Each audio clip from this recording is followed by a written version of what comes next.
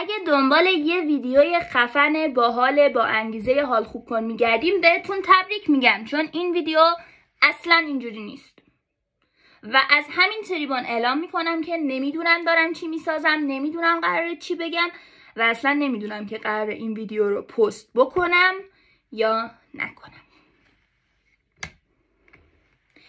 فقط احساس کردم که باید دکمه رکورد دوربین رو بزنم، بیام ویدیو ضبط کنم و خوب یا بد پستش کنم. چرا؟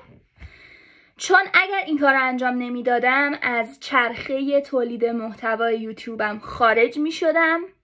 اهمال کاری، تنبلی و کمالگرایی تا روزها، هفته ها و شاید ماه‌های آینده خفم می کرد. پس فقط اینجام که بگم انجامش دادم. میدونین چیه؟ بعضی اوقات برای ساختن هدفت، برای تلاش کردن، برای رسیدن به هدفت قرار نیست حالت خوب باشه. یعنی اصلا ساختن و تلاش کردن و دویدن توی مسیر هدفت وقتی که حالت خوبه، وقتی که شرایط اطرافت نرماله، خیلی کار آسونیه و حتی حالتو بهتر از قبل هم میکنه. و قسمت سخت و تلخ ماجرا اینجاست که تو وقتی حالت بده باید تلاش کنی برای رسیدن به اهدافت.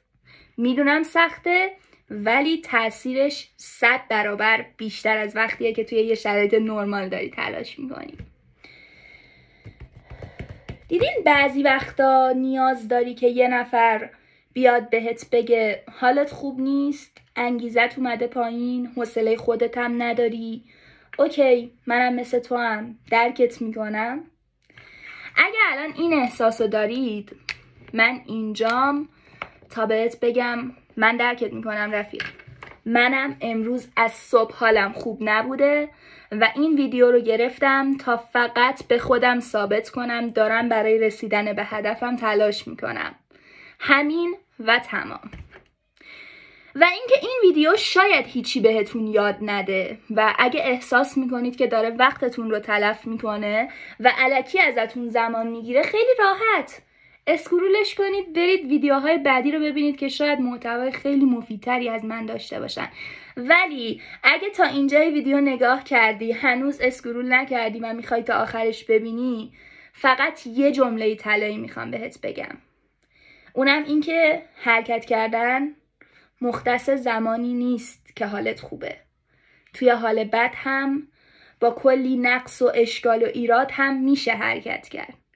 و مورد دوم این که اصلا قرار نیست تا همیشه حالت خوب باشه و قرار نیست به خاطر بعضی روزایی که حالت بده، انگیزه نداری، حتی حوصله خودت هم نداری، خودتو سرزنش کنی. و در آخر اگر احساساتت مشابه من بود یا این ویدیو تونست یکم حالتو بهتر کنه، توی کامنت ها برام یه چیز عجیب بنویس و این اجازه رو بهم بده که بدونم افراد زیادی مثل من هستن و من تنها نیستم. زینب هستم و قراره توی چنل یوتیوبم هر چیزی که باعث حال خوب، انرژی مثبت و انگیزه میشه رو باهاتون به اشتراک بذارم. البته به استثنای این ویدیو که کلا توش خور زدم. خیلی دوستتون دارم. سابسکرایب یادتون نره و منتظر ویدیوهای بعدیم که احتمالاً انگیزه خیلی زیاده توش هست باشید. فعلا خدافظ.